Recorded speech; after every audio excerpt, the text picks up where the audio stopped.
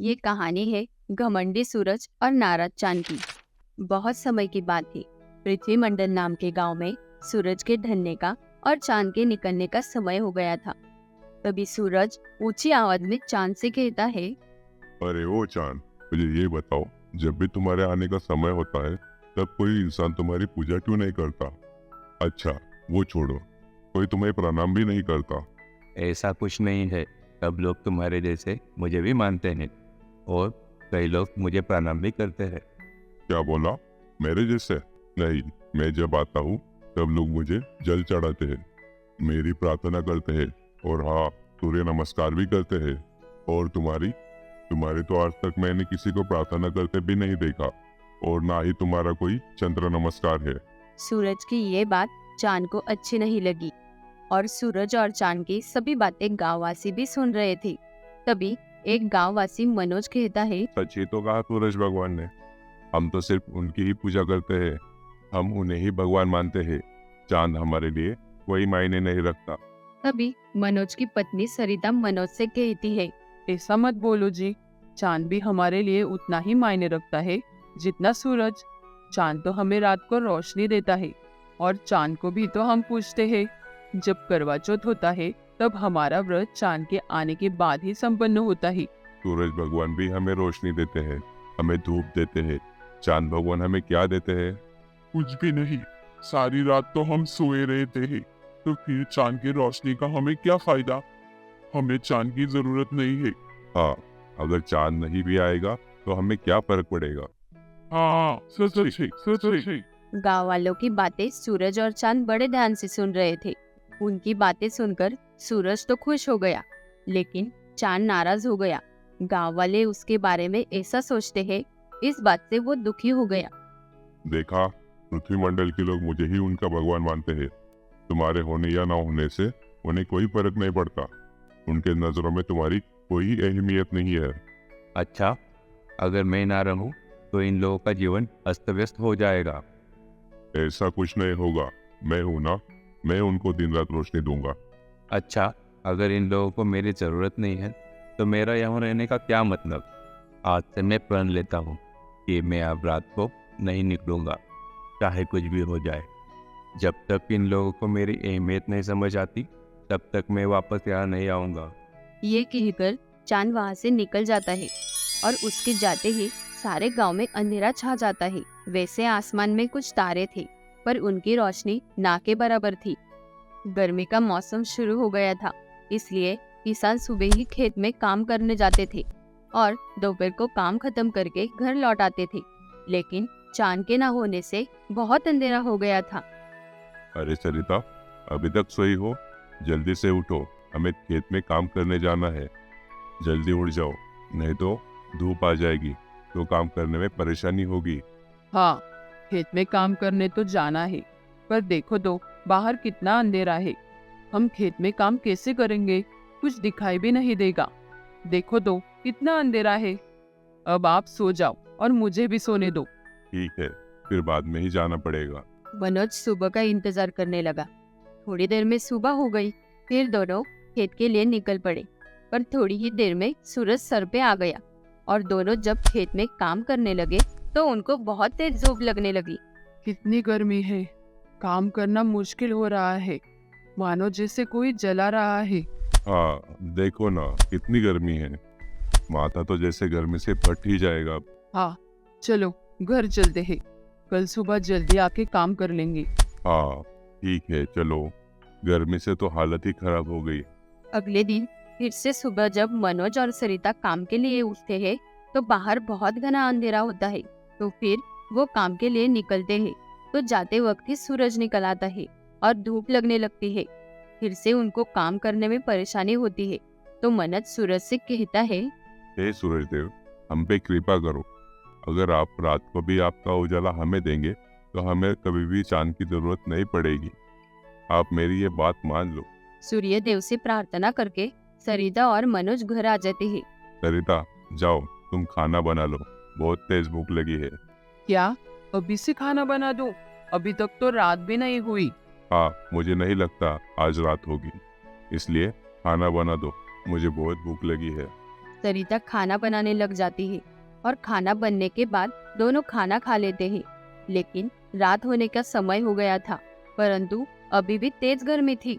दोनों सोने की कोशिश करते हैं, पर उनको नींद नहीं आ रही थी। अरे कितनी गर्मी है, हम तो सो ही नहीं पा रहे। दोनों बातें कर रहे थे, तभी उनको बाहर से कुछ आवाज आई। पड़ोस का बच्चा बेहोश हो गया था। अरे अरे, ये क्या हो गया? कोई तो पानी दो। फिर सरिता उस बच्चे के मुंह पर पानी छिड़कती है और उसे होश आ जाता है। ये सब इस तेज धूप की वजह से हो रहा है। हाँ कोई नहीं, ठीक हो जाएगा। बेटा अपना ध्यान रखना और खाना खा के सो जाना। अरे कैसे सोने जाए? रात नहीं हो रही, इसलिए कल से नींद नहीं आ रही। हाँ वो भी है। वो दोनों घर आ जाते हैं। कितनी धूप है जी, अगर ऐसा ही चलता रहा तो इस तेज धूप की वजह से हम मर जाएंगे। चुप रहो तुम, थोड़ी सी गर्मी नहीं सह सकती? मनोज ने तो सरिता को डांट दिया, पर सरिता की बात सही थी। अब गांव वाले तपती धूप से परेशान थे। गांव में हर कोई चकराकर नीचे गिर रहा था। बूढ़ों का तो बुरा हाल था। सब लोग धीरे धीरे करके बीमार पड़ रहे थे। ऐसे ही 2-3 हफ्ते बीत गए। ये सब तुम्हारे कारण हुआ है। ना तो तुम चांद को भला बुरा कहते और ना ही चांद दुखी होकर यहाँ से चले जाते। अब क्या करोगे तुम? अगर ऐसे ही चलता रहा तो हम सबका क्या होगा? इन सब के लिए तुम जिम्मेदार हो। मनोज को अपने गलती का एहसास हो गया था। सरिता ठीक कह रही है। अगर मैं चांद का अपमान ना करता तो ये सब नहीं होता। अब मुझे ही कुछ करना पड़ेगा। मनोज घर से बाहर आता है और हाथ जोड़कर सूरज से कहता है, हे सूर्य देवता, आज से आप केवल दिन में ही रहिए। आपकी ये तेज धूप हम सह नहीं पा रहे। आपकी धूप की वजह से गांव वाले बीमार हो रहे हैं। हमें अब रात को चांद की जरूरत है। फिर मनोज और गांव वाले चंद्रदेव को पुकारने लगे। हे चंद्रदेव, हमें माफ कर दो। हमें आपकी भी उतनी ही जरूरत है जितनी सूर्य देव की है। हाँ चंद्रदेव, जैसे दिन सूरज के बिना अधूरा है, वैसे ही रात आपके बिना अधूरी है। आज से हम आपकी भी वैसी ही पूजा करेंगे जैसे सूर्यदेव की करते हैं। चंद्रदेव मुझे माफ कर दो। मुझे आपका अपमान नहीं करना चाहिए था। कृपा करके लौट आइए, हम पे कृपा करिए। गांव वालों की बात सुनकर चंद्रदेव प्रकट हो गए और बोले, ठीक है, मैं आप सबको माफ कर देता हूँ। आज मैं रात के समय फिर से निकल आऊंगा। चंद्रदेव के बाद सूर्यदेव भी वहां आ जाते हैं। मुझे माफ कर दो चंद्रदेव। मुझे आपको ऐसी कड़वी बातें नहीं बोलनी चाहिए थी। अब मुझे समझ आया है, इस दुनिया को जितनी जरूरत मेरी है उतनी ही आपकी है। उसके बाद सूरज ढल गया और अंधेरा होने लगा। तभी चांद ने अपनी रोशनी चारों तरफ बिखेर दी। चांद के आने पर गांव वालों ने हाथ जोड़कर सर झुकाकर चांद का स्वागत किया। उसके बाद पूरे 2-3 हफ्ते बाद सारे गांव वाले चैन की नींद सोए। बहुत समय पहले की बात है। जोधपुर नाम के एक छोटे से गांव में समीक्षा नाम की एक लड़की रहती थी। समीक्षा अपने भैया रमेश के साथ रहती थी। रमेश अपना और समीक्षा का पेट भरने के लिए एक फैक्ट्री में काम किया करता था। उसी से उनका गुजारा चलता था। समीक्षा की उम्र अब शादी की हो गई थी, इसलिए उसके भैया रमेश को उसके शादी की फिक्र सताने लगी थी। समीक्षा अब शादी के लायक हो गई है। मुझे अब उसकी शादी के बारे में सोचना चाहिए। इतना कहकर रमेश अपनी बुआ को फोन करता है और कहता है, हेलो, कैसी हो बुआ? मैं ठीक हूँ रमेश, तू बता, आज तूने अपने बुआ को कैसे याद किया? बुआ, समीक्षा की अब शादी की उम्र हो गई है। मैं सोच रहा था उसके लिए अच्छा सा लड़का देख के उसकी शादी करवा दूं। आप उसके लिए अच्छा सा लड़का ढूंढो ना। ठीक है बेटा रमेश, मैं पता करूंगी। यदि कोई अच्छा परिवार मिले तो मैं तुझे बताऊंगी। ये कहकर रमेश की बुआ फोन काट देती है। ऐसे ही दिन बीत जाते हैं। कुछ दिन बाद बुआ रमेश के घर आती है और कहती है, रमेश, मैंने समीक्षा के लिए एक लड़का देखा है। उसका नाम विवेक है। विवेक से अच्छा समीक्षा के लिए कोई और लड़का नहीं मिलेगा। वो एक बड़े से कंपनी में मैनेजर की पोस्ट पर काम करता है। मेरी बात मानो, इस रिश्ते के लिए हाँ कर दो। लड़के वाले बहुत ही अमीर है। समीक्षा वहाँ रानी की तरह रहेगी। देख लो, ऐसा रिश्ता तुम्हें कहीं नहीं मिलेगा। लड़का शहर में रहता है, पर उसकी माँ चाहती है उसकी शादी गांव के लड़की से हो। बुआ, आपको लड़का पसंद है तो अच्छा ही होगा। आप उनको यहाँ बुला लीजिए। यहाँ आएंगे तो समीक्षा को भी देख लेंगे और दोनों आपस में बातें भी कर लेंगे। कुछ दिन बाद विवेक अपनी माँ के साथ समीक्षा को देखने आता है। समीक्षा दिखने में बहुत ही खूबसूरत थी, इसलिए उनको समीक्षा एक नजर में ही पसंद आती है और वो शादी के लिए हाँ कर देते हैं। अच्छा सा मुहूर्त देखकर वो समीक्षा और विवेक की शादी कर देते हैं। समीक्षा की सास बड़ी ही अत्याचारी और तेज औरत थी। समीक्षा के घर आने से पहले ही वो सभी नौकरों को काम से निकाल देती है और जब समीक्षा अपने ससुराल जाती है तो वो उसके सामने काम करने का नाटक करती है। भगवान, कितना काम है, सब मुझे ही करना पड़ता है। कोई नौकर भी नहीं मिल रहा और ये बुढ़ापे की वजह से मुझसे काम भी नहीं हो रहा। हाय रे मेरे घुटने। तभी वहाँ समीक्षा आती है। मम्मी जी, अब आपको कुछ काम करने की जरूरत नहीं है। अब मैं आ गई हूँ ना, मैं सब कर लूंगी। आप बस आराम कीजिए। नहीं नहीं बेटा समीक्षा, तुम अभी अभी तो आई हो इस घर में और आते ही तुम घर का काम करोगी? नहीं नहीं, लोग क्या कहेंगे, तेरी सास कितनी बुरी है। रहने दे, मैं कर लूंगी। नहीं मम्मी जी, कोई कुछ भी नहीं बोलेगा। वैसे भी मुझे ये सब काम करने की आदत है। गांव में घर का सभी काम मैं ही करती थी। अच्छा ठीक है, आज के दिन तू काम कर ले और झाड़ू पोछा होने के बाद खाना भी बना देना। तब तक मैं देखती हूँ कोई नौकरानी मिलती है क्या। समीक्षा काम करने में व्यस्त हो जाती है। अब हर रोज घर का झाड़ू पोछा, सबका खाना बनाना, खाने के बाद बर्तन धोना और घर के लोगों के कपड़े धोना, ये सब काम वो करती थी। उसकी सास अब उसके साथ ठीक से बात भी नहीं करती थी, बात बात पे ताने देती थी और हर काम में रोक टोक करती थी। पता नहीं मम्मी जी को क्या हुआ है। जब मैं इस घर में नई आई थी तब मुझसे बहुत प्यार से रहती थी और अब तो मुझसे ठीक से बात भी नहीं करती। एक दिन की बात है, समीक्षा पोछा लगा रही थी। तभी उसका देवर नितिन वहाँ अपने गंदे जूते लेकर घर के अंदर आ जाता है। अरे अरे नितिन, ये क्या किया तुमने? मैंने अभी अभी पोछा लगाया था।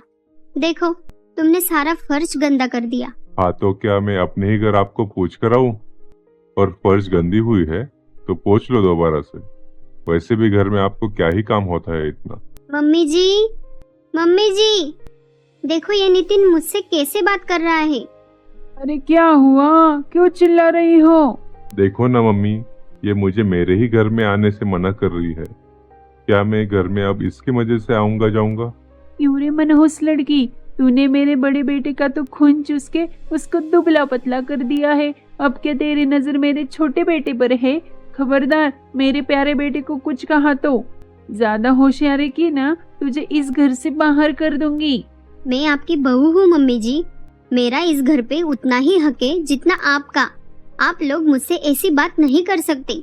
समीक्षा बातें कर ही रही होती है, तभी नितिन समीक्षा की ये बातें मोबाइल में रिकॉर्ड कर लेता है और अपने भैया विवेक को दिखा देता है। इस बात पर विवेक समीक्षा को बहुत पीटता है और घर से बाहर निकाल देता है। विवेक, आप मेरी बात मानो, मैंने कुछ नहीं किया। मैं इस वक्त अकेले गांव कैसे जाऊंगी? मुझे रास्ता भी नहीं पता। तुम मेरी बात मानो, मैंने कुछ भी नहीं किया। विवेक समीक्षा की एक बात नहीं सुनता। बेचारी समीक्षा अकेले रास्ता ढूंढने लगती है। वो रास्ता भटक जाती है और वो जंगल में पहुंच जाती है। ये क्या, मैं तो जंगल में पहुंच गई। अब मैं यहाँ से बाहर कैसे निकलूं? हे भगवान, मुझे बहुत डर लग रहा है। क्या करूं? यहाँ कोई दिखाई भी नहीं दे रहा। मुझे किसी जानवर ने खा लिया तो? समीक्षा घबरा जाती है। तभी उसे कुछ अजीब आवाज सुनाई देती है। आवाज सुनकर वो और ज्यादा डर जाती है। हे भगवान, ये कैसी आवाज है? लगता है कोई आपस में बात कर रहा है। वो थोड़ा आगे जाके देखती है तो एक गुफा में दो परियां बातें कर रही थी। चलो मेरा परी, हमें यहाँ से निकलना होगा। हमने चांद को तो चुरा लिया है, अब इसे सही जगह ठिकाने लगाते हैं। चांद की शक्तियाँ लेकर हम इस पूरे दुनिया पे राज करेंगे। जल्दी चलो, अगर ये बात पीछे वाली गुफा के रानी परी को पता चली तो वो हम दोनों को मौत के घाट उतार देगी। अरे यहाँ क्या हो रहा है? मुझे ये सब रानी परी को बताना होगा। समीक्षा भागकर रानी परी के पास जाती है और परियों के साजिश के बारे में रानी परी को बताती है। रानी परी, जल्दी चलो, वो तारा और मीरा परी ने हमारे चांद को चुरा लिया है और वो हमारे चांद की मदद से दुनिया पे राज करना चाहती है। हमें चांद को बचाना होगा, वरना हमारी पृथ्वी संकट में आ जाएगी। क्या? जिसका डर था वही हुआ। तुम हमारे साथ चलो। फिर रानी परी अपनी शक्तियों से समीक्षा को अपने साथ आसमान में उड़ा के ले जाती है। तभी उन्हें दो परियां चांद के साथ दिखाई देती है। रानी परी दोनों परियों का रास्ता रोकते हुए कहती है, दुष्ट परियों, हमारा चांद हमें लौटा दो, वरना मैं तुम्हें जिंदा नहीं छोड़ूंगी। परियां चांद को लेकर भागने लगती है। तभी रानी परी अपने शक्तियों से परियों पर वार करती है और परियां डर के मारे वहां से गायब हो जाती है। तभी चांद जमीन पर गिरने लगता है तो समीक्षा उसे पकड़ लेती है और जमीन पर गिरने से बचा लेती है। उसके बाद रानी परी और समीक्षा मिलकर चांद को उसके सही जगह लगा देती है और वापस जमीन पर आ जाती है। तुम्हारा बहुत बहुत धन्यवाद समीक्षा। सच में तुम बहुत ही बहादुर लड़की हो। तुम हमें नहीं बताती तो आज चांद चोरी हो जाता, परंतु इस जंगल में आज तक कोई इंसान नहीं आया। तुम यहाँ कैसे? समीक्षा रानी परी को उसके साथ जो कुछ हुआ वो सब बताती है। फिर समीक्षा की बातें सुनकर रानी परी बोली, आज तुमने बहुत बड़ा काम किया है, उसके बदले मैं तुम्हारी मदद करूंगी। चलो, मैं तुम्हें तुम्हारे भैया के पास छोड़ देती हूँ। उसके बाद रानी परी समीक्षा को उसके भैया के पास लेके जाती है। अपने बहन को ऐसे रात को आता देख रमेश घबरा जाता है। क्या हुआ समीक्षा, तुम इतनी रात को यहाँ? और ये कौन है? भैया, ये रानी परी है। दो बुरी परियों ने हमारे चांद को चुरा लिया था। इनकी वजह से ही हमारा चांद सुरक्षित है।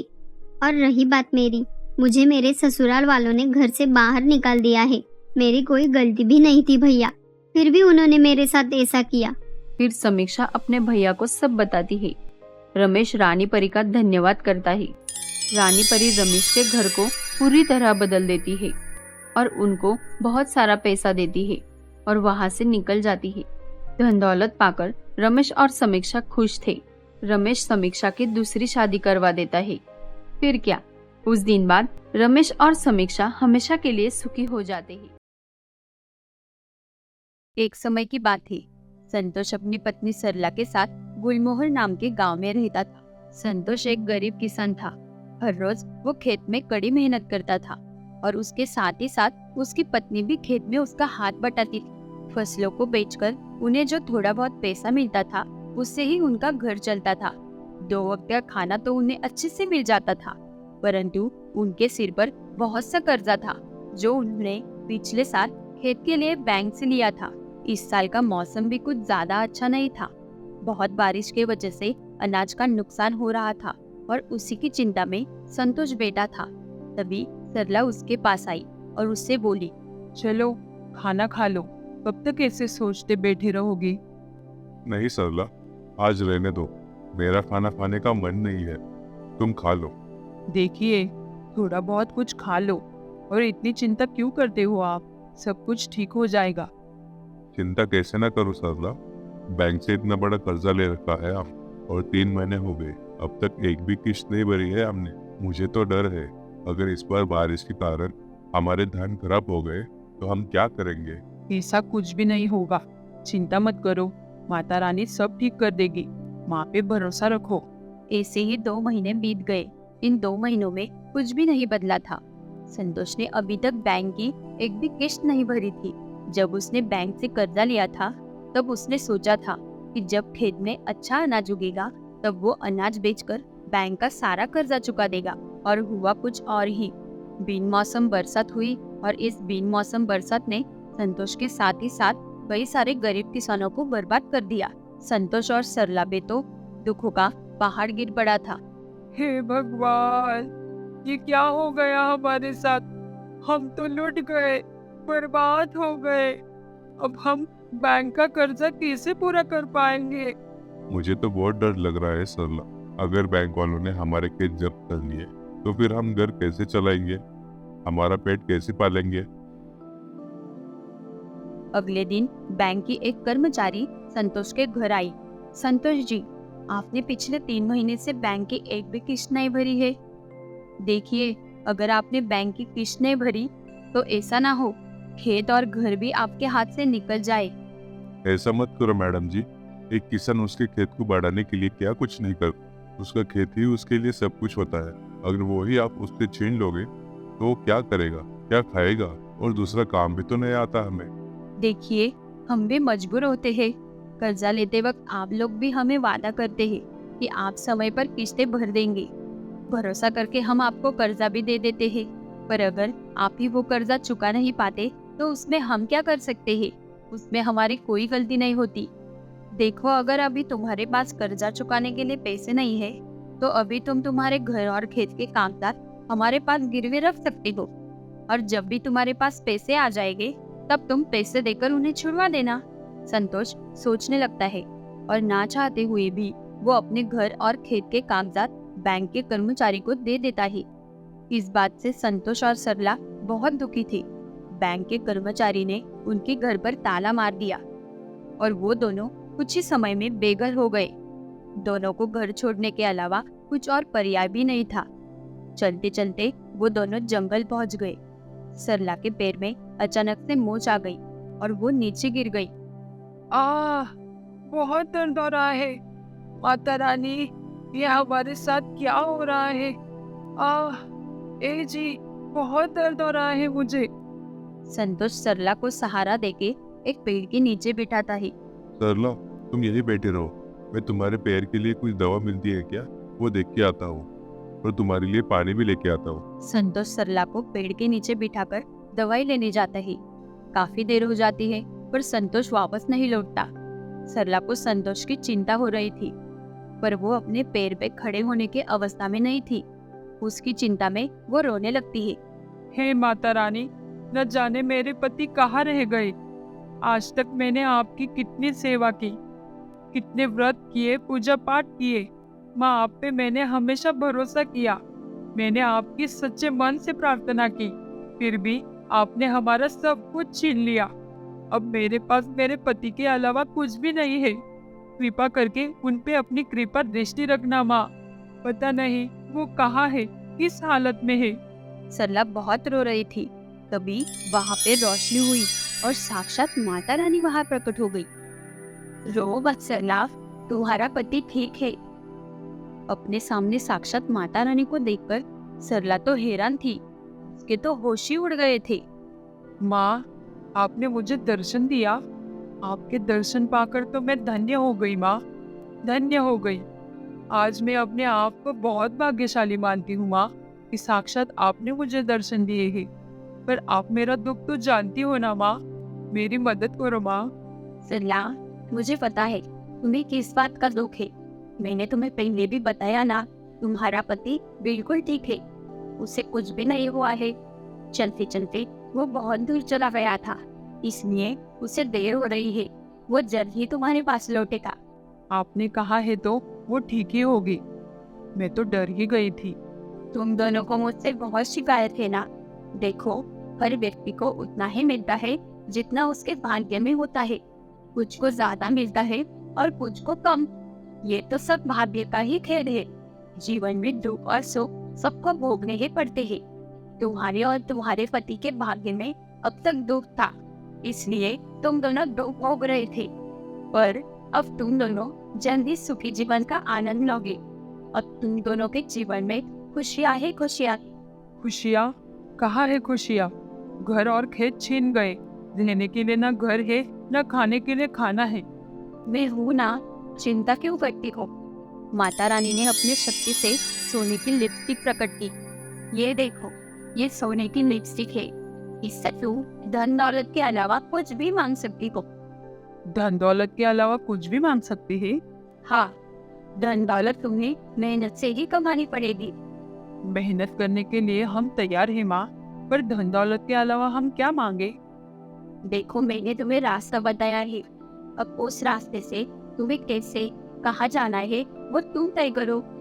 ऐसा कहकर माता रानी वहाँ से लुप्त हो गई। सरला जादुई सोने के लिपस्टिक को हाथ में उठाती है और उसे कहती है, हे माता रानी की जादुई सोने की लिपस्टिक, मुझे मेरे पति की बहुत फिक्र हो रही है। उन्हें जल्दी मेरे पास लेके आओ। इतना कहते ही वो देखती है संतोष उसके सामने चलकर आ रहा था।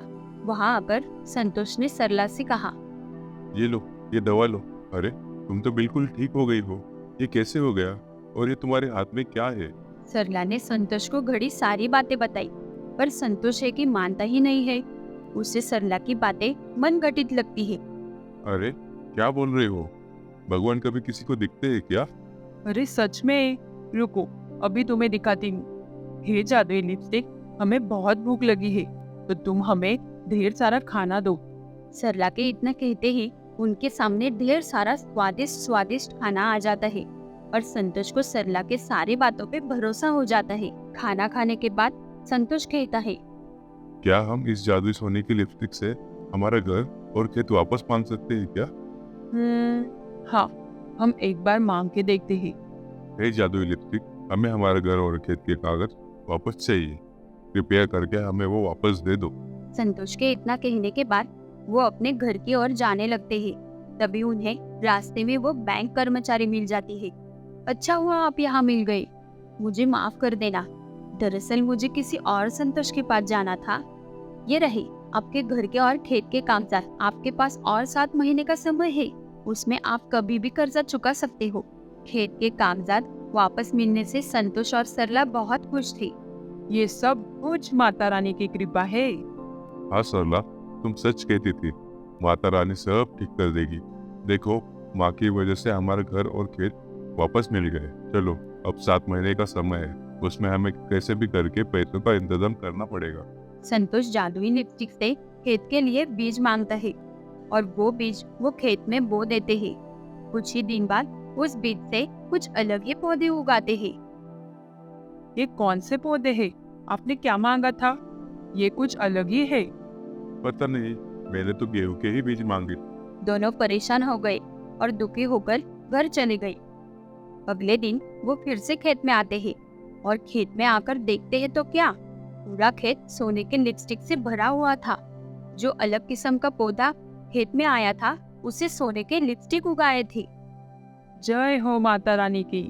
माँ, आपने तो हमारे भाग ही बदल दिए। इस तरह माता रानी के जादुई लिपस्टिक की मदद से वो दोनों ने अपने सारे दुखों को सुखों में बदल दिया। एक रहस्यमय नाम का गांव था। वहाँ कुछ दिनों से रात के समय डर का माहौल बन जाता था। शाम होते ही गांव वासी भयभीत होकर अपने अपने घर में घुस जाते थे। कोई कितना भी आवाज दे, कितनी भी मिन्नतें करे, कोई अपने घर का दरवाजा नहीं खोलता था। फिर वो कोई भी हो, अपना या पराया, तो भी नहीं। एक दिन उस गांव में शहर से सुशील नाम का आदमी अपनी पत्नी मानसी और बच्चा गोलू के साथ छुट्टियां मनाने आया था। उनका बच्चा गोलू बहुत ही शरारती था। वो आते ही गांव के बच्चों के साथ शरारत करने लग गया था। पर जब शाम होते ही गांव के बच्चे अपने अपने घर में जाकर दरवाजा बंद करते थे, तब उसे कुछ समझ नहीं आता था कि वो लोग ऐसा क्यों करते थे। उसने उसके दोस्तों को पूछने की कोशिश की, पर वो डर के मारे कुछ बताते ही नहीं थे। चिंटू, तुम सब शाम होते ही घर में क्यों घुस जाते हो? पता है, शहर में मैं देर रात तक बाहर खेलता हूँ, तुम लोग क्यों नहीं खेलते? गोलू के इतना पूछते ही चिंटू वहाँ से भाग जाता ही। ये चिंटू क्या बोल रहा था? घर जाकर चाचा से पूछता हूँ। गोलू घर जाकर अपने चाचा से पूछता है। चाचा जी, आपको कुछ पूछना था। हाँ बोलो बेटा जी, अब क्या पता करना है आपको? चाचा जी, आप सब शाम होते ही घर में क्यों घुस जाते हो और दरवाजा बंद करके भी बैठते हो? तो गोलू के चाचा उसे बताते हैं। गोलू बेटा, एक दिन मैं खेत से घर लौट रहा था, तब मैंने एक आदमी और 2 भयानक चुड़ैलों को देखा। गर्मी के मौसम में इतनी आंधी कैसे चल रही है? ये आंधी नहीं, हमारे आने का संकेत है। कौन हो तुम? हम 2 चुड़ैल बहनें हैं, जिनकी भूख सिर्फ और सिर्फ इस गांव के लोगों को खाने से मिटती है। वो आदमी बहुत डर गया था। ये सब मैं एक पेड़ के पीछे छिपकर देख रहा था। हम कितने ही गांव घूमे, पर इस गांव के लोगों के मांस में कुछ अलग ही स्वाद है। खाकर मजा ही आ जाता है। हाँ दीदी, एक रात खाओ तो 4 रात भूख नहीं लगती। अच्छा है ना, रोज रोज खाएंगे तो ये लोग घर से बाहर ही नहीं निकलेंगे। फिर हम हमारा पेट कैसे भरेंगे? हाँ, इन लोगों को पता भी नहीं। आज तक 15-20 लोगों को खा ही चुके हैं हम। पता चलेगा भी नहीं, क्योंकि हमारे नजरों से आज तक कोई जिंदा बचा है क्या? चल, इसे भी हमेशा की तरह मैं ही शुरू करती हूँ। दीदी, आज मैं शुरू करूँ? नहीं, बड़ी बहन पहले।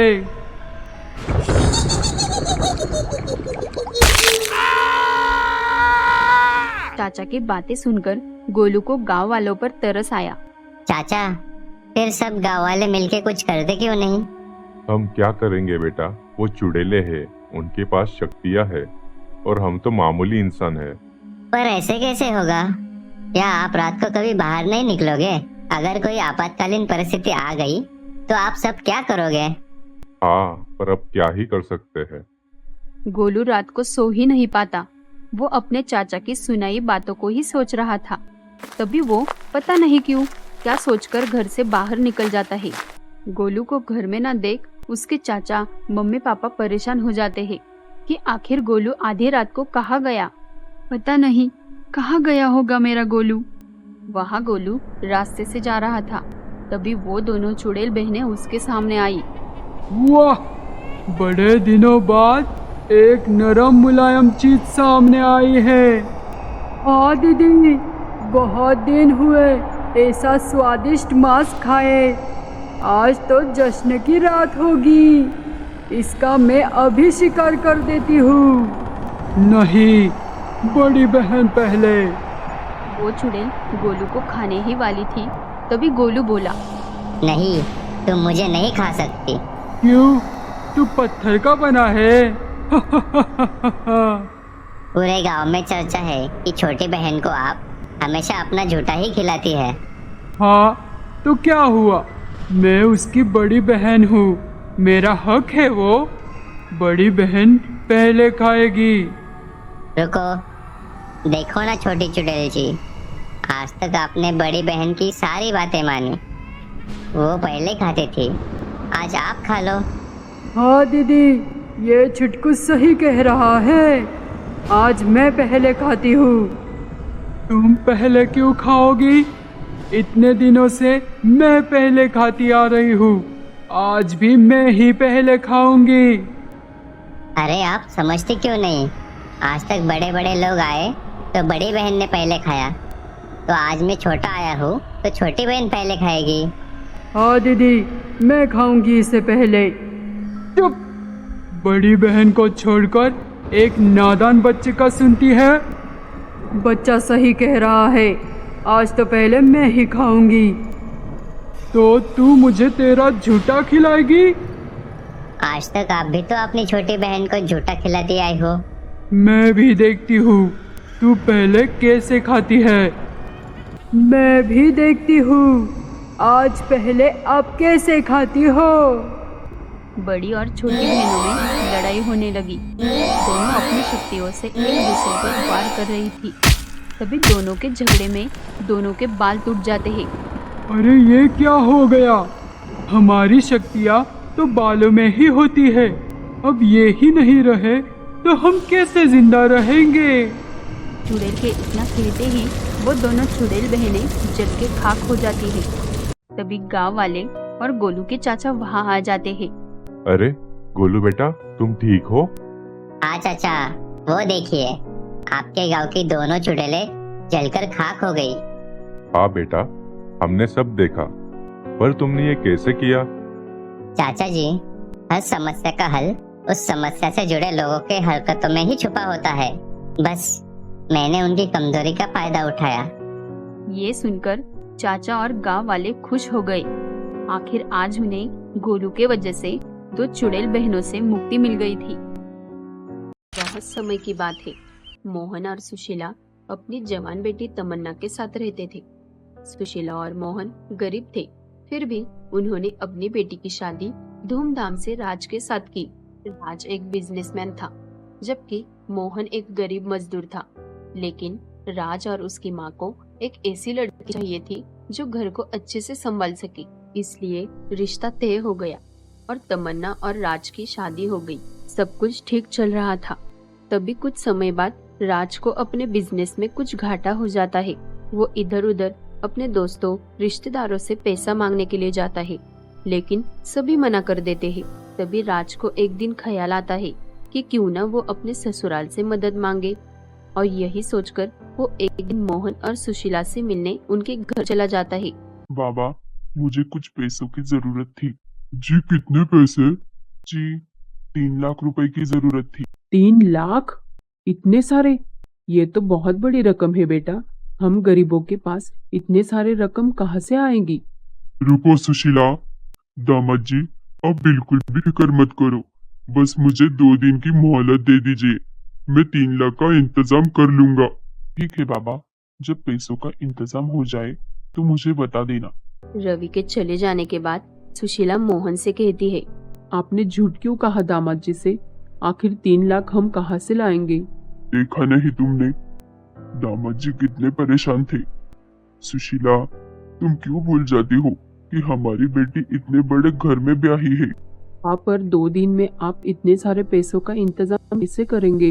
हमारे पास इस घर के अलावा कुछ भी नहीं है। सोच रहा हूँ इस घर को बेच दूं। घर? घर बेच देंगे? फिर हम कहाँ रहेंगे? वो देखा जाएगा सुशीला, पर हमारे बेटी का घर टूटना नहीं चाहिए। मोहन गांव के अमीर आदमी को अपना घर 3 लाख में बेच देता है और सारा पैसा वो रवि को दे देता है। राज उन पैसों से अपना बिजनेस फिर से खड़ा कर लेता है और उसका काम भी अच्छे से चलने लगता है। एक दिन राज अपनी पत्नी तमन्ना से कहता है, चलो तमन्ना, तुम्हारे माँ बाबा के यहाँ जाके आते हैं, उनसे मिले बहुत दिन हुए। नहीं नहीं राज, अभी तो बिल्कुल भी नहीं। गर्मी बहुत है और मेरे मायके में पता है ना, पंखा बहुत धीमे चलता है। कैसी बात कर रही हो? वो तुम्हारे माता पिता है और तुम बचपन से वैसे ही माहौल में पली बड़ी हो, तो अब क्या हुआ? हाँ, तब की बात अलग थी। अब मुझे वहाँ अच्छा नहीं लगता। कैसी लड़की हो तुम? तुम्हें अपने माँ बाप की बिल्कुल भी परवाह नहीं है। राज तमन्ना से बातें कर ही रहा होता है, तभी उसे कॉल आया। पता चला कि तमन्ना के पिता भगवान को प्यारे हो गए थे। तभी तमन्ना राज के साथ अपने घर जाती है। माँ बेचारी रोए जा रही थी और कठोर दिल तमन्ना के आंख से एक आंसू तक नहीं गिरा। तमन्ना और राज वापस अपने घर आए। कल मेरी मीटिंग थी, इसलिए मुझे वापस आना पड़ा, लेकिन तुम्हें अपने माँ के पास रुकना चाहिए था तमन्ना। तुम ऐसे मेरे साथ वापस चली आई, उनको बुरा लगा होगा। अरे, तुम मेरे माँ को नहीं जानती। वो कुछ भी ऐसा वैसा नहीं सोचती, बल्कि वो तो खुश हो रही होगी कि उसकी बेटी इतने बड़े घर में खुश है। वो कुछ भी हो, मैं परसों माताजी के पास जाने वाला हूँ और मुझे उनसे कुछ काम भी है। राज मन ही मन सोच रहा था कि उसने जो 3 लाख रुपए लिए थे वो तमन्ना की माँ को वापस कर देगा, और उधर सुशीला अकेली पड़ गई थी। घर बेचने के बाद घर वापस लेने के लिए पैसा भी कहा था, इसलिए सुशीला के सर पर छत भी नहीं थी। जिसने घर खरीदा था उसने सुशीला को घर से बाहर निकाल दिया। 2 दिन बाद जब राज घर पहुंचा, क्या आप बता सकते हैं कि सुशीला जी कहाँ पर है? अरे, तुम तो उसके बेटी के पति हो ना? क्या बताओ दामाद जी, बेचारी के सर पर तो दुखों का पहाड़ टूट गया। पति चला गया, घर बेचकर किसी को 3 लाख रुपए दिए थे, उसने वो पैसे वापस दिए ही नहीं। जिसने मकान खरीदा था उसने सुशीला को घर से बाहर निकाल दिया।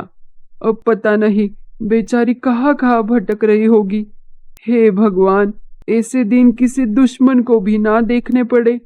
ये सुनकर राज को बुरा लगा। वो सोच रहा था कि उसके पास पैसे थे, तभी उसने क्यों नहीं लौटाए। वो घर जाकर तमन्ना से बोला, मैं माँ जी से मिलने गया था, मुझे वहाँ जाकर पता चला माँ वहाँ नहीं रहती। अरे, ऐसे कैसे माँ वहाँ नहीं रहती? माँ के पास तो कोई और ठिकाना नहीं है, तो कहाँ गई माँ? और वो घर तो हमारा अपना था। हाँ, छोटा था पर हमारा था। हाँ, अब वो घर बिक गया है। तुम्हारे पिताजी ने उसे 3 लाख में बेच दिया। क्या 3 लाख? इतने सारे पैसों का उन्होंने क्या किया होगा? कहाँ गए होंगे वो 3 लाख? तुम्हें पैसों की पड़ी है? मुझे तो चिंता हो रही है कि माँ जी कहाँ गई होगी, किस हालत में होगी। चलो चलो हम उन्हें ढूंढते हैं। अरे उसमें क्या ढूंढना, वो ठीक होगी, चिंता मत करो, माँ अपने आप को संभाल लेगी। और वैसे भी उनको दर दर की ठोकरें खाने की आदत है। अरे कैसी लड़की हो तुम, अपने माँ बाप की जरा चिंता नहीं है तुम्हें। पिता के जाने के बाद भी माँ के पास नहीं रुकी लड़की। हे भगवान, ऐसी औलाद होने में क्या फायदा जो अपने माँ बाप की सगी ना हो।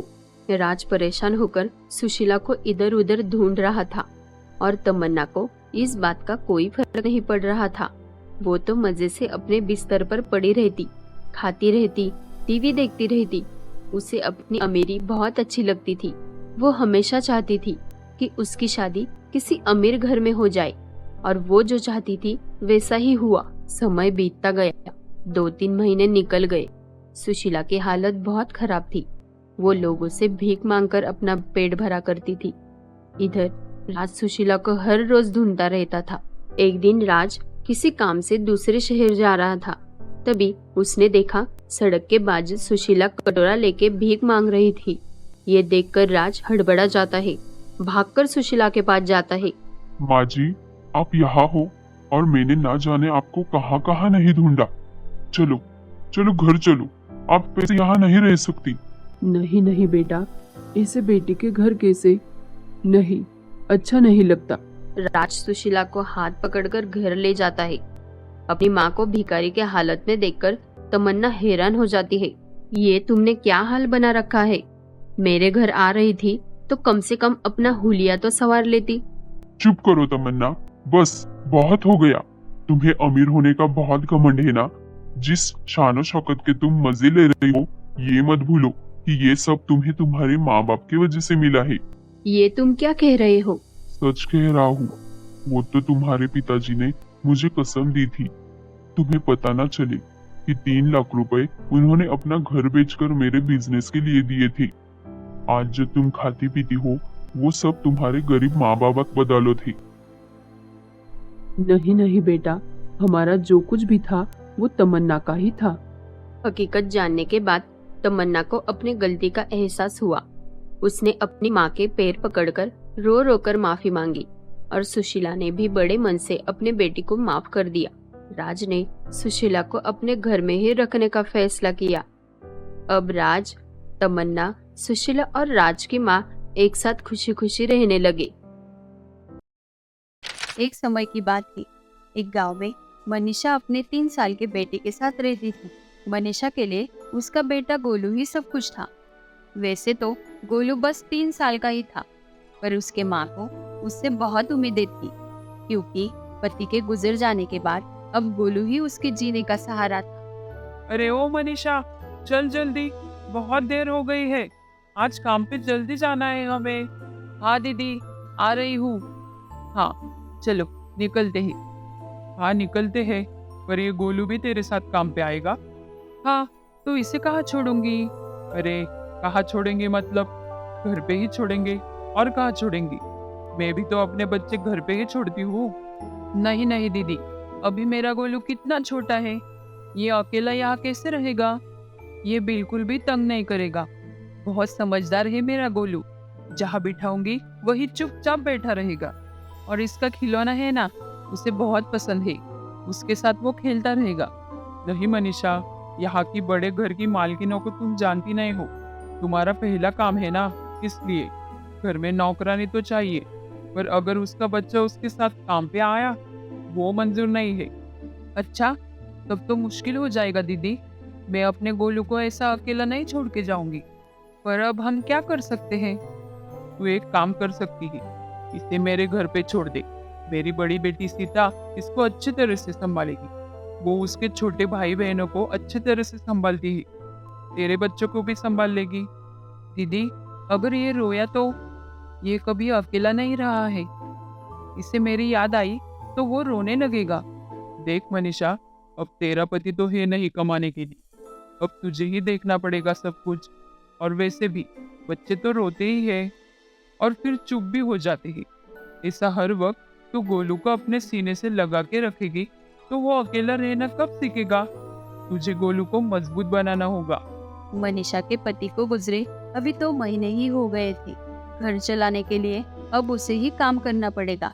इसलिए भारी मन से वो गोलू को पड़ोस में छोड़कर काम पे चली तो गई, लेकिन उसका मन काम में बिल्कुल भी नहीं लग रहा था। बार बार उसे गोलू के रोने की आवाज आती, या फिर लगता वो उसे माँ कहकर पुकार रहा है। मनीषा काम तो सारा कर रही थी, पर उसे हर वक्त गोलू की चिंता खाए जा रही थी।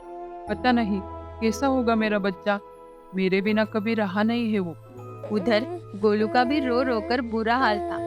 वो पहली बार अपनी माँ से दूर था, इसलिए वो बस रोए जा रहा था। अरे ये कितना रो रहा है, क्या करूं? शायद इसे भूख लगी होगी। सुनो, तुम दोनों गोलू का ध्यान रखना, मैं अभी आई, कुछ खाने के लिए लेके आती हूँ। अपने छोटे भाई बहनों पे गोलू की जिम्मेदारी छोड़कर सीता अंदर गई और उसके जाते ही गोलू रोता हुआ घर से बाहर आ गया। सीता के छोटे भाई बहन खेलने में मग्न थे, तो उन्होंने गोलू पे ध्यान ही नहीं दिया। 3 साल का गोलू, जिसे कहाँ जाना था वो भी पता नहीं था।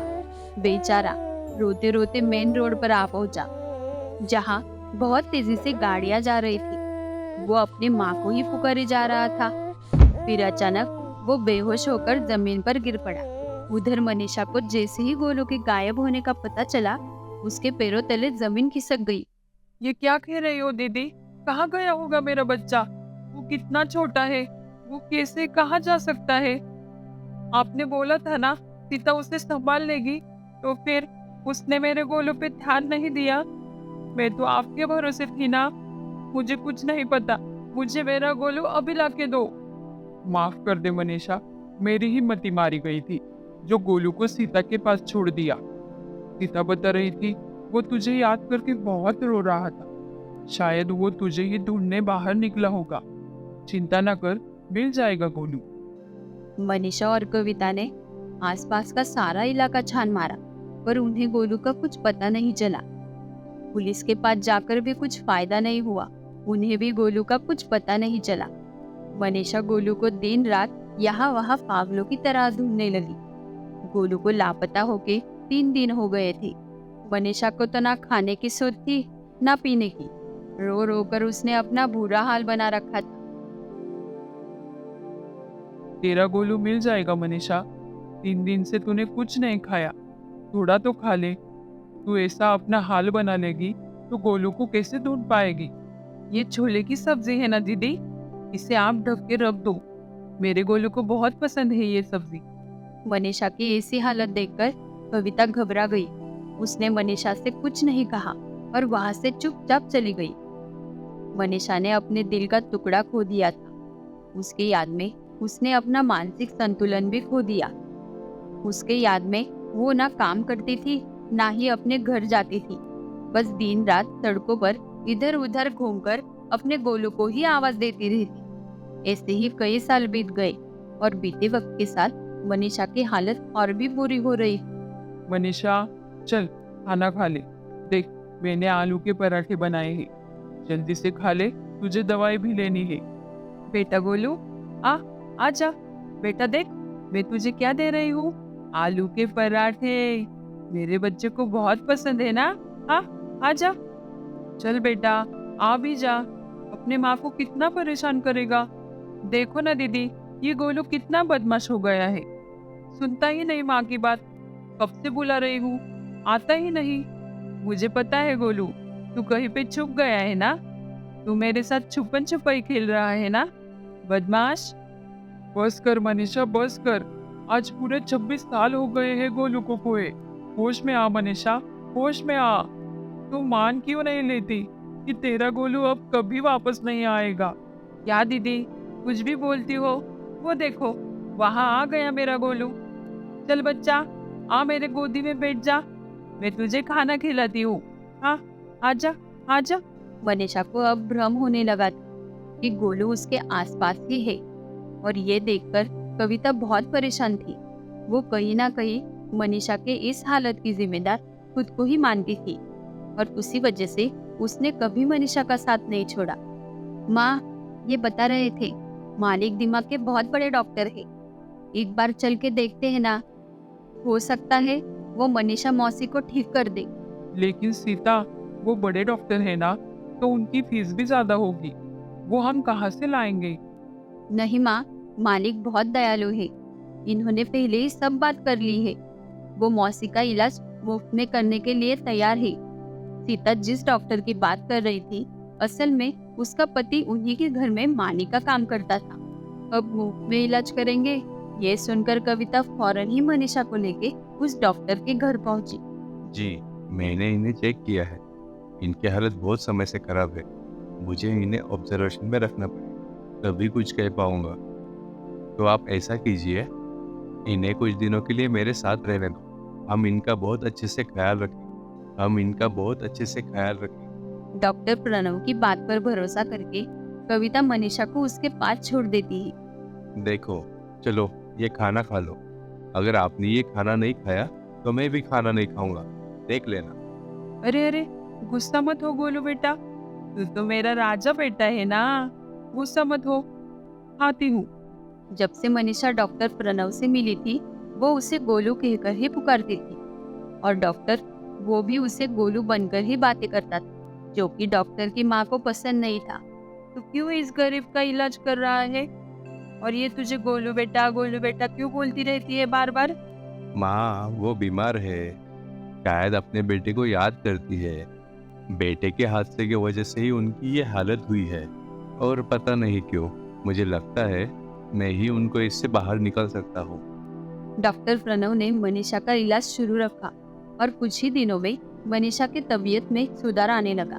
फिर एक दिन, गोलू बेटा देख, मुझे क्या मिला है, तेरे बचपन का खिलौना, तुझे बहुत पसंद था ना। पता है, तू इसके साथ इतना खेलता था कि पूछो ही मत, रात को इसे लेकर ही सोता था। मनीषा की बातें सुनकर डॉक्टर और उसकी माँ दंग रह गए। दरअसल वो खिलौना तो डॉक्टर प्रणव के बचपन का था। हैरान करने वाली बात यह है कि डॉक्टर उस खिलौने के साथ उसी तरह खेलते थे जैसे मनीषा ने बताया। फिर तुरंत ही डॉक्टर की माँ ने कविता को फोन करके बुलाया और मनीषा के बेटे के बारे में पूछा।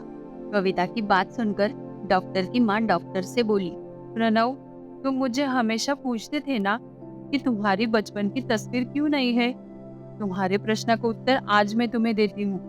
दरअसल तुम ही मनीषा के बेटे गोलू हो। 26 साल पहले तुम मुझे सड़क पर बेहोशी की हालत में मिले थे। तब तुम लगभग 3 साल की होगी और ये खिलौना तुमने कसकर पकड़ा हुआ था। मैं तुम्हें अपने साथ ले आई और तुम्हें वो सब दिया जिसकी तुम्हें जरूरत थी, और तुमने भी बेटा बनकर मुझे वो सब कुछ दिया जो मैं तुमसे चाहती थी। लेकिन अब बारी इस माँ की, जिसने तुम्हारे इंतजार में अपना पूरा जीवन लगा दिया। ये तुम्हारा इंतजार इतने सालों से कर रही है और उनके इंतजार का फल तुम उन्हें दोगी। सारी सच्चाई जानकर डॉक्टर प्रणव रोने लगे और अपने माँ से रो रो कर कहने लगे, मैं आ गया माँ, तुम्हारा गोलू आ गया। अब आपका गोलू अपनी माँ को छोड़कर कभी कहीं नहीं जाएगा। मनीषा गोलू की बात मुस्कुरा के बस सुनते ही जा रही थी, क्योंकि अब उसे कुछ बोलने की जरूरत ही नहीं थी। आज एक माँ का विश्वास जीत गया था। उसके विश्वास के कारण ही उसका नसीब खुश नसीब हो गया था। समय की बात थी। बीजापुर नाम के राज्य के राजा राजा कृष्ण देव राय और उनकी पत्नी रानी मनोहरी, जिनकी कोई संतान नहीं थी। जब भी रानी गर्भवती होती, वो मरे बच्चे को जन्म देती। इस बात से राजा और रानी बहुत दुखी थी। राजा और रानी अपने प्रजा के प्रति निष्ठावान थी। वो हमेशा चाहते थे कि उनकी एक प्यारी सी बेटी हो जो राज्य को बेटी की तरह संभाले, पर शायद उनके नसीब में संतान सुख कभी था ही नहीं और वो भी ऐसा ही सोचने लगी थी। परंतु रानी मनोहरी फिर से गर्भवती हुई और कुछ ही महीनों में उन्होंने एक प्यारी सी बेटी को जन्म दिया। छोटी राजकुमारी दिखने में तो बहुत ही सुंदर थी, परंतु वो विकलांग थी। उसके हाथ और पैर काम नहीं कर रहे थे। दासी बच्ची को राजा के पास लेके गई और बोली, प्रणाम महाराज, रानी मनोहरी ने एक बेटी को जन्म दिया है। ये सुनकर राजा खुश हो गया। परंतु परंतु क्या? आपके बेटी के हाथ पैर काम नहीं कर रहे हैं और वैद्य जी ने कहा कि वो कभी अपने हाथ पैर चला नहीं पाएगी। क्या? नहीं, ये नहीं हो सकता। हे भगवान, हमारे साथ ही ऐसा क्यों हुआ? नहीं नहीं, ये बात किसी को पता नहीं चलनी चाहिए। अगर ये बात पास के राज्य में पहुंच गई तो मेरा सब मजाक उड़ाएंगे। समाज में मेरी तो कोई इज्जत ही नहीं रहेगी।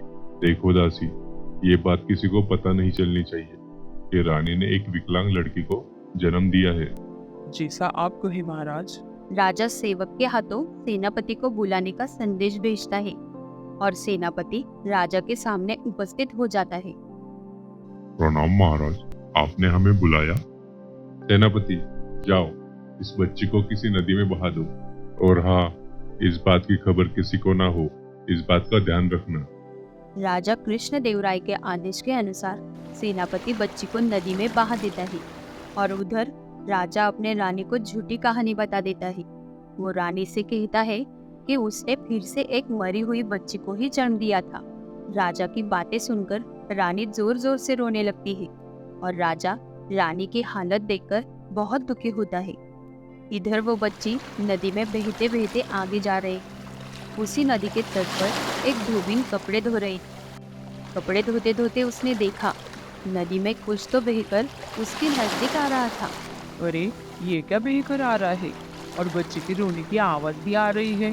टोकरा नजदीक आते ही धोबिन उसे जल्दी से अपने हाथ में उठा लेती है। अरे अरे, ये तो बच्ची है। हे भगवान, ये किसका बच्चा है और इसे नदी में बहकर कैसे आ गया? कहीं किसी ने जानबूझकर तो नहीं बहाया?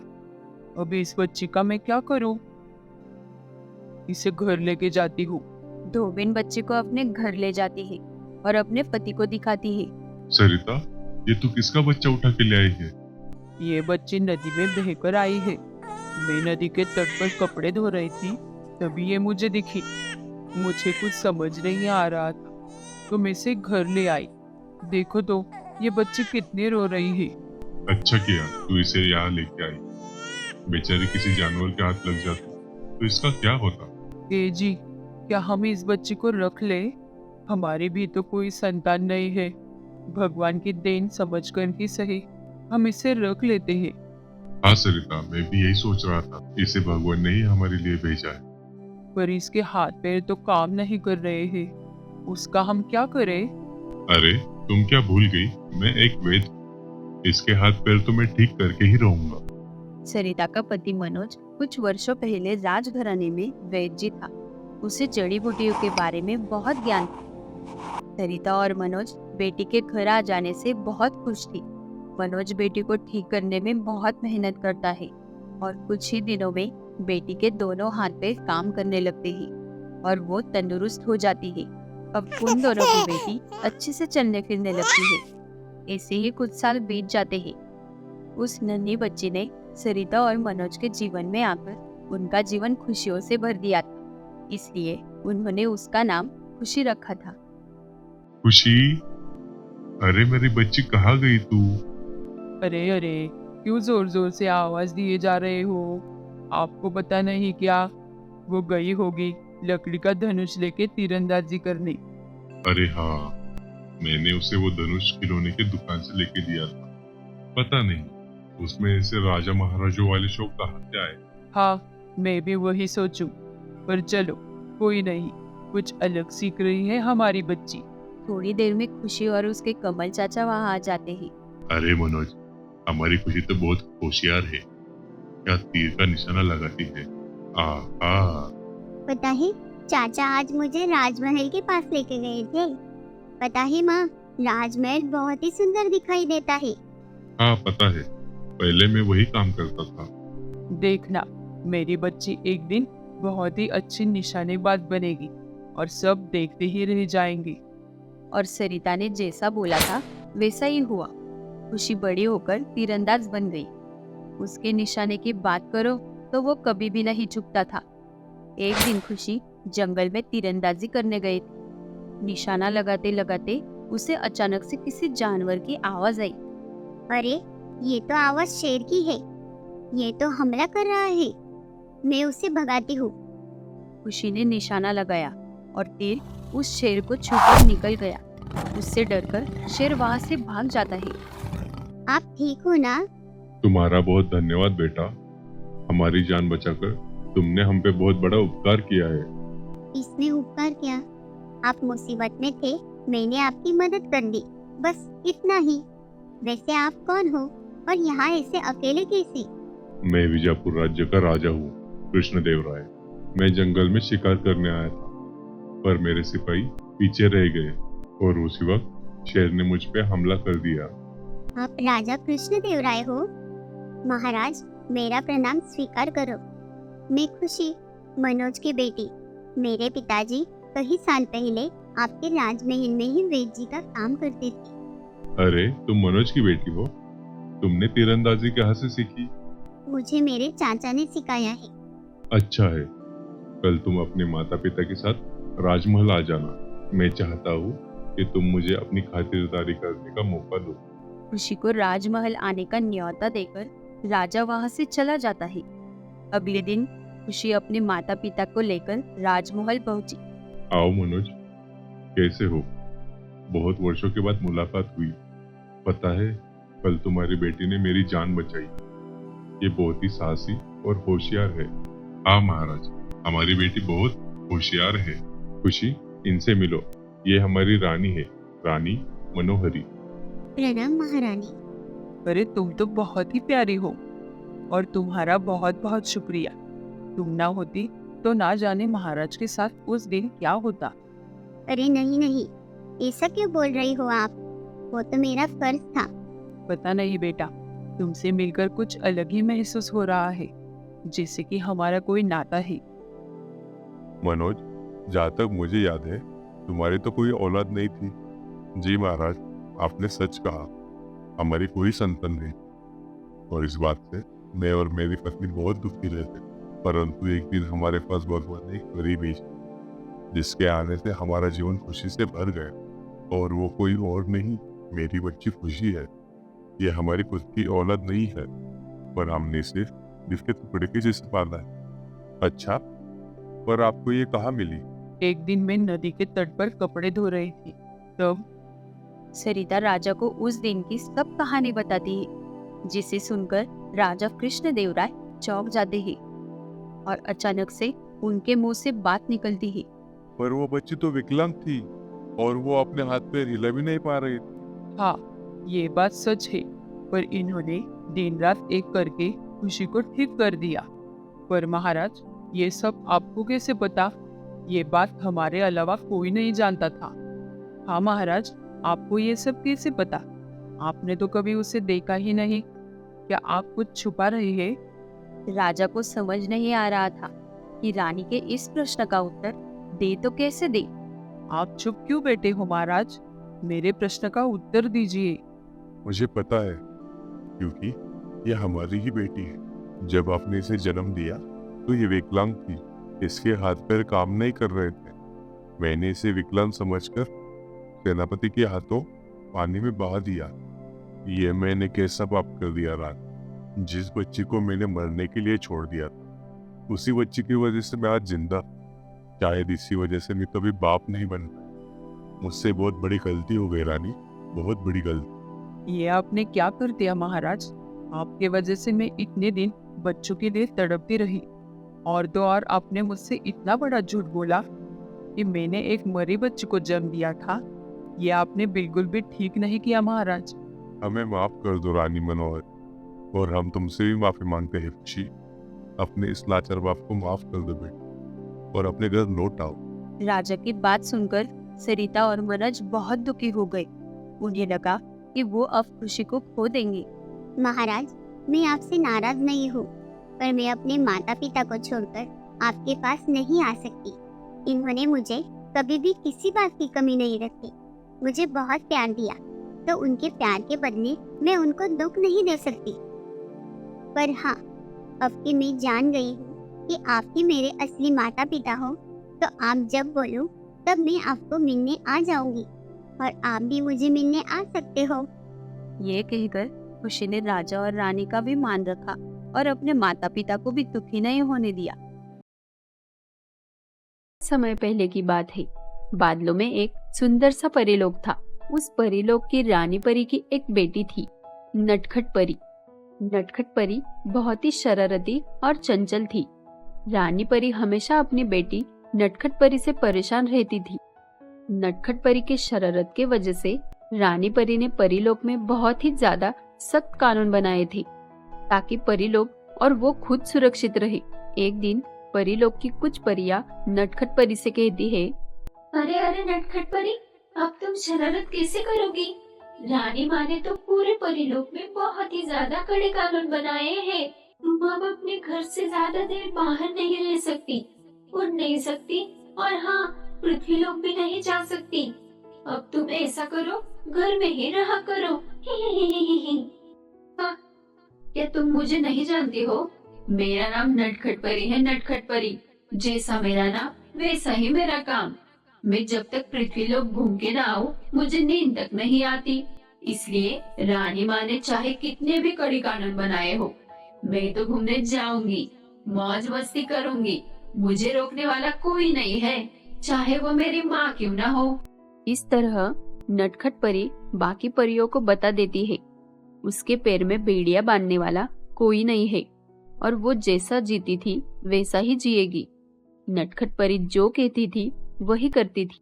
ऐसे ही एक दिन रानी परी को महल में न देख नटखट परी पृथ्वी लोक जाने की योजना बनाती है और वो रात के अंधेरे में परी लोक से बाहर निकल जाती है। मैंने कहा था ना, मुझे रोकने वाला कोई नहीं है।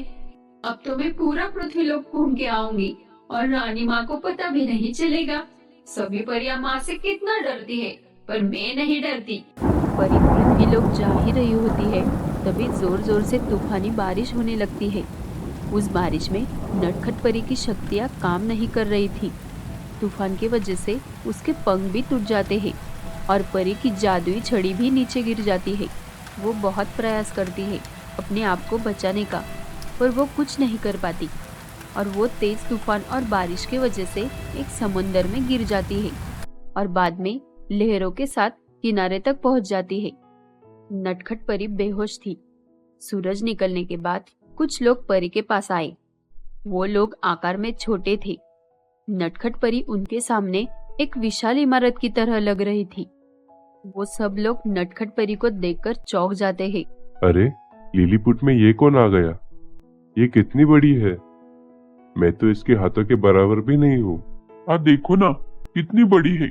सुनो सुनो लिलीपुट वासियों, हमें इस विशाल लड़की की मदद करनी चाहिए। लिलीपुट की दुनिया में किसी को मुसीबत में नहीं छोड़ा जाता।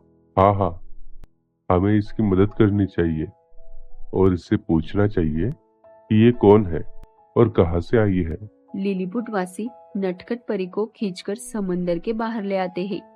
तभी लिलीपुट की एक लड़की परी के ऊपर चढ़ जाती है और उसके मुंह पर पानी डालती है तो नटखट परी को होश आ जाता है। ये मैं कहाँ आ गई और तुम लोग कौन हो? तुम लोग इतने छोटे आकार में कैसे? तुम लिलीपुट में हो, हम सब ऐसे ही हैं, बल्कि हमें तुम एक विशाल इमारत की तरह लग रही हो। वैसे तुम कौन हो? मैं नटखट परी हूँ। मैं अपने परीलोक वापस जाना चाहती हूँ। अरे तुम अब दूसरी दुनिया में हो। तुम्हारी दुनिया में जाने वाले सभी रास्ते बंद हैं। जब हमारी रानी तुम्हें यहाँ रहने की अनुमति देगी तभी तुम यहाँ रह सकती हो। चलो गाँव वालों, इसे रानी के पास ले जाते हैं। नटखट परी परेशान थी। वो इतने छोटे छोटे लोगों के बीच कैसे रहेगी और रानी परी ने उसे लिलीपुट में रहने की अनुमति दे भी दी तो वो अपने परीलोक कैसे जाएगी? ये सारे सवाल उसके मन में चल रहे थे। लिलीपुट वासी परी को रानी अंजना देवी के पास ले जाते हैं और रानी को नटखट परी के बारे में बताते हैं। हम लिलीपुट की रानी हैं और यहाँ हमारे आदेश के बिना एक पत्ता तक नहीं हिलता। तुम हमारे दुनिया में आ तो गई, लेकिन तुम्हें हमारे लिलीपुट की दुनिया में रहने के लिए काम तो करना ही होगा और जब तुम्हारे जाने का साधन बन जाएगा तो हम सही सलामत तुम्हें तुम्हारी दुनिया में पहुंचा देगी। सैनिकों, नटखट परी के रहने की व्यवस्था की जाए। चलो काम पे लग जाओ। रानी अंजना देवी के आदेश के अनुसार सैनिक नटखट परी के लिए एक विशाल घर बनाते हैं। अब नटखट परी लिलीपुट में रहने के लिए काम करना शुरू कर देती है। एक जगह का पुल टूट गया था। लोगों को यहाँ से वहाँ आ जाने में परेशानी हो रही थी, इसलिए परी लोगों को यहाँ से वहाँ जाने के लिए अपने हाथ का सहारा देती थी। इसी तरह नटखट परी लिलीपुट के लोगों की मदद कर रही थी। वो आकार में बड़ी होने के कारण जो काम लोग नहीं कर पाते वो सब काम नटखट परी करती थी। सभी लोग उसे बहुत ज्यादा खुश थे, परंतु अंजना देवी की बहन संजना देवी वो परी से बिल्कुल भी खुश नहीं थी। मैंने जो योजना बनाई थी लिलीपुट के बर्बादी के लिए, उस पे इस कल की आई परी ने पानी फेर दिया। वो जो पुल तोड़ा था वो भी इस नटखट परी ने ठीक कर दिया। अब मैं अपनी बहन को मारकर इस दुनिया पे राज कैसे करूंगी? मेरे तो कुछ समझ भी नहीं आ रहा। हाँ संजना देवी, आपको कुछ करना ही पड़ेगा, वरना ये नटखट परी आपकी बहन अंजना देवी को अपने बाजू कर लेगी। फिर अंजना देवी आपकी बात कभी नहीं मानेगी। मेरे दिमाग में एक योजना आई है। ऐसा कहकर संजना देवी लिलीपुट के लोगों को और रानी को एक जगह इकट्ठा करती है और उनसे कहती है, देखो अंजना, मैंने तुम्हें आज तक कुछ नहीं कहा और तुमसे कुछ मांगा भी नहीं, पर मैं आज तुम्हें कुछ बताना चाहती हूँ। वो जो हमारे गांव में परी आई है ना, वो हमारी मदद क्यों कर रही है पता है? ताकि वो हमारा भरोसा जीतकर हम सबको मार डालकर इस लिलीपुट की दुनिया पर राज करना चाहती है। हाँ, मैं भी सोच रही थी कि आखिर ये कल की आई लड़की हमारी इतनी मदद क्यों कर रही है। अंजना देवी सैनिकों को आदेश देती है, सैनिकों, जब तक उस परी के जाने का इंतजाम न हो तब तक उस विशाल परी को बंदी बना के रखो। सैनिक परी को बंदी बना लेते हैं। परी को कुछ समझ नहीं आता कि लिलीपुट वाले उसके साथ ऐसा क्यों कर रहे थे।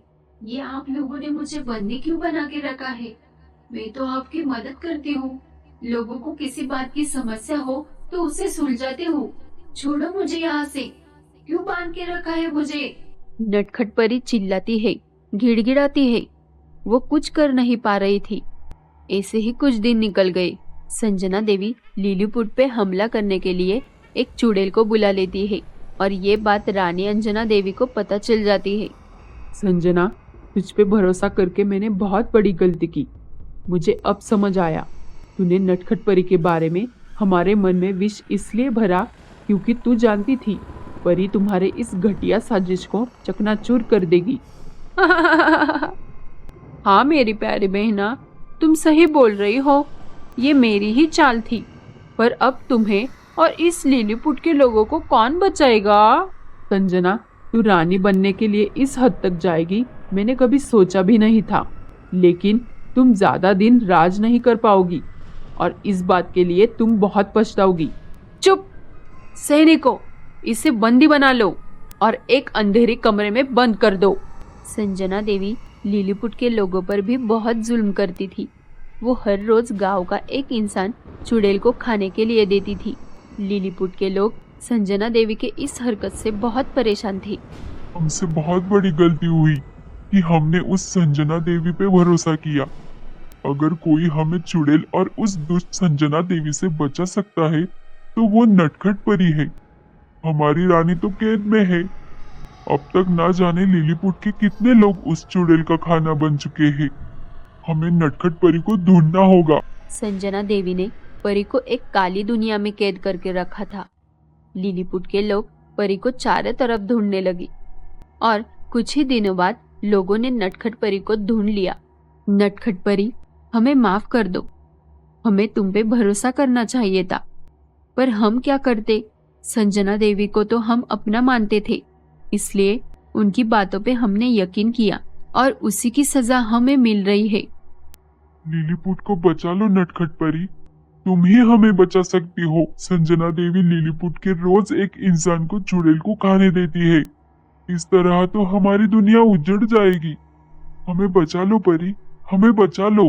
आप सभी लोग चिंता ना करो, मैं लिलीपुट के लोगों को जरूर बचाऊंगी और उस काली चुड़ैल को भी मैं सबक सिखाऊंगी।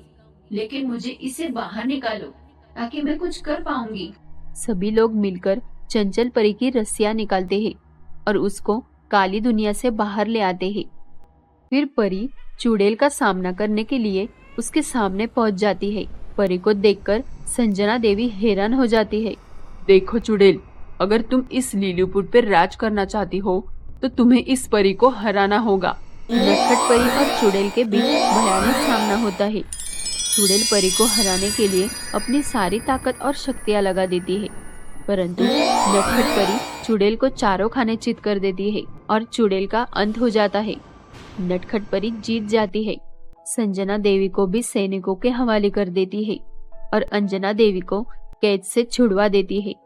नटखट परी, मुझे समझ नहीं आ रहा कि मैं तुम्हारा शुक्रिया किन शब्दों में करूं। अगर आज तुम ना होती तो लिलीपुट और लिलीपुट वासी हमेशा हमेशा के लिए नष्ट हो जाते। हमें अपने किए पे पछतावा है कि हमने तुम्हारे साथ कितना बुरा व्यवहार किया। हमें हो सके तो माफ कर देना। रानी अंजना देवी और लिलीपुट वासियों, मैं आप सबकी मदद कर पाई और आपके कुछ काम आई, इसे तो मैं अपनी खुशकिस्मती समझती हूँ। अब वो समय आ गया है, मुझे परीलोक वापस जाना होगा। मेरी सारी शक्तियाँ वापस आ गई है। अब मैं अपने शक्तियों से परीलोक वापस जा सकती हूँ। आपने मुझे इस लिलीपुट में रहने का और आप सबकी मदद करने का अवसर दिया, इसलिए आप लोगों का मैं बहुत बहुत धन्यवाद करती हूँ। फिर नटखट परी लिलीपुट के सभी लोगों से अलविदा लेकर अपने परीलोक में वापस चली जाती है।